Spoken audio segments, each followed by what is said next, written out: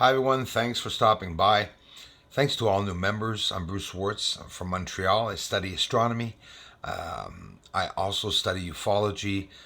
Why? Because I was lucky enough to have the chance to capture some really cool UFO sightings, and they're rare enough. And this one being so close, seeing the fire or intensity, fire or light that was on that craft. But let's head to the moon, and we'll go back and review some of that capture of the large craft over the house, but further down the road. I want to show you guys and gals something. The lights on the surface, whether it be entities, UFOs, biological creatures, there's still something roaming around there. I'm going to show you there's more than one object. Yeah, guess what? I think that they're together in groups in these hazes. So if a big haze is moving along the surface and you have 10, 20 UFOs or 3 or 4 UFOs in it, I mean, who's going to know, right? Unless you examine it. See it here? I'm going to show you front and back. You're going to see that there's more than one object. And it seems that it has a haze around it, whether it be the haze on the surface or people are talking about terraforming, which is very interesting. And this is real footage. So say to yourself, we can not just theorize, we can, well, yes, theorize, but by looking at some real footage, which is pretty cool. And it's just astonishing to see the UFOs changing as they go along the surface. So there are those lights that are right there in the hazes and lights already. There's already lights on the surface, and the UFOs are hiding inside those lights. And finding the proof of that, seeing an actual light from a UFO reflecting off the surface like I'm showing here is a must to be able to prove that these UFOs in this footage is actually on the surface of the moon, right? Right. Head back to infrared now. A quick look at another capture that you're probably, well, those of you following me since a while are going to remember this capture. It looks like a regular light UFO in the sky caught with the infrared over my house, like usual. But instead of the light getting smaller or going further out, it looks literally like there are two, can we say panel-like sides that are closing up to it, like an umbrella, right? Or like a Japanese handheld fan, literally opening up. As it opens up, it fans out. We'll look at it in a couple different filterings. It's interesting to see the different captures. And again, some of these are pretty rare, obviously. But then there are findings that, sometimes have nothing to do with spaceships or anything. Sometimes I think maybe human. Here's first of all, a light, a UFO craft on the right. Well, sorry, UFO on the right. Unknown flying object, but the fire in the center there. What the heck was that? It's something descending to the surface. More rare findings, but it's proof that there are so many events of different findings of phenomenons and unexplained that maybe something or someone is up there. I mean, it just makes absolute perfect sense. Look at the surface. You could see structuring everywhere, but especially in the bottom right there. There's no two ways about it. That's definitely something that's constructed. Maybe old, maybe broken up, maybe abandoned. Okay, I don't know. We'll have to continue analyzing that. But still, we have the structures on the surface. Same reflectivity as the surface itself. Almost impossible to distinguish the difference of the structures from the surface of the moon, but not impossible by descending the exposure. Like here, those lights traveling along the surface. And what about these lights? Okay, it's a UFO that's moving, but has lights appearing all around it. Are they projectiles? Is this UFO getting shot at, or is it shooting something, or is it just sunlight, you think? Of course not. First of all, the UFO is not sunlight, and the flashes appearing around the UFO are the same intensity of fire or color or whatever you want to call it. I don't know.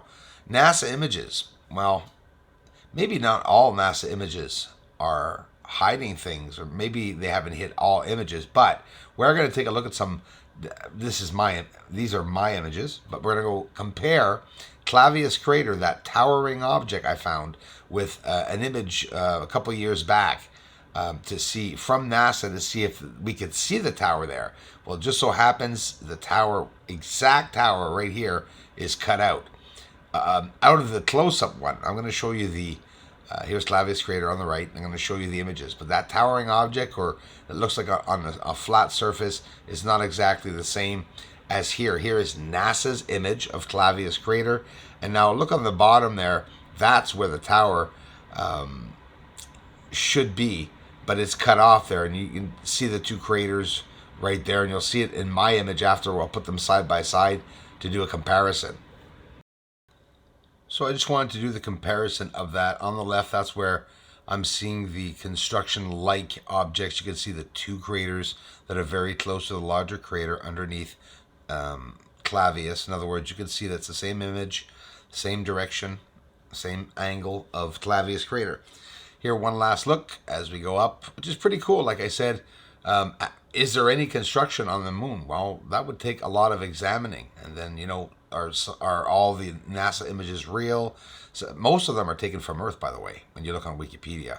But here again, that last view of the area. This is the NASA image, and that's where it would be, where I'm seeing that square-like area. It looks sort of, actually, it looks like there's some type of construction going on, if I'm not hallucinating, but it's just interesting. This is a 5G tower, 1.1 kilometers from my house, but again, to give you an idea of what I'm seeing on the moon and trying to show people is exactly, just quite simply this, where you can see the tower there and the shadow of the tower longing here, and depending on where the sun is, well, that shadow is going to change directions. If you're just arriving to my channel and you're wondering where are the towering objects and the structures, well, look around. The surface has a lot of structures, but they have the same reflectivity as the surface. Those of you following me are probably even tired of me saying it because you've heard me say it a lot, but it's just true. The surface structures don't, you know, it's not different colors that are going to stick out and stuff. They all have a reflectivity. But look at the darkness around each of these supposed craters. You could see that it's another object, and it's not even following the same shape and form as the object beside it. So they're not shadows. Here, that incredible towering object, and what I believe are literally look like snow bases, don't they? From here, anyways, from Earth, looking at them. So here's the square, on the other side of Clavius Crater. I'll get an arrow up to show you guys and gals where I showed you, not there. This is showing the pipe at the end of the square, actually. But I'll get an arrow up here to show you behind Clavius Crater on the bottom. Beyond that point is where I showed you the supposed tower, for example. Let's just say, whether it be a tower or not, it is definitely a towering object, that's for sure. Here's some lights on the surface, approaching the surface, but the interesting thing is that they go underneath what looks like, well, let's call it a veil if you want. It's definitely a clouded surface, right? Hazy surface.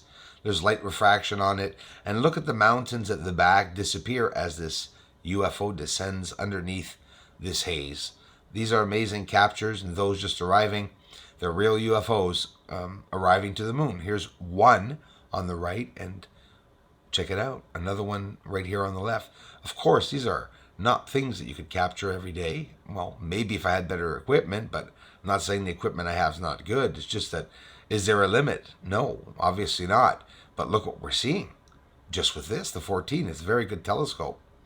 And again, you see the light horizon behind the UFOs. No doubt about it, the surface has lines connecting almost all the craters in a mysterious way, and longing for many miles. I heard a channel today say, look at these rectangles or something on the surface.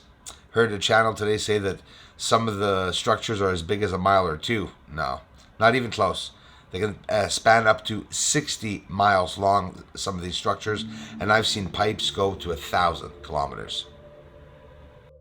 If it wasn't for my amazing community, this channel wouldn't even exist.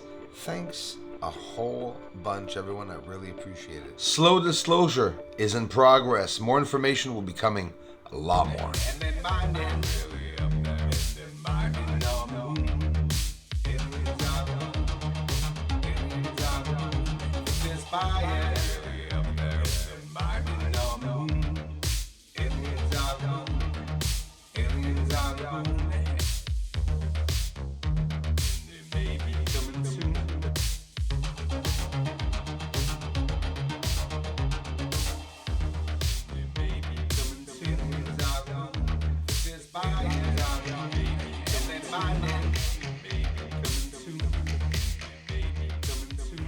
This is Houston. Say again, please.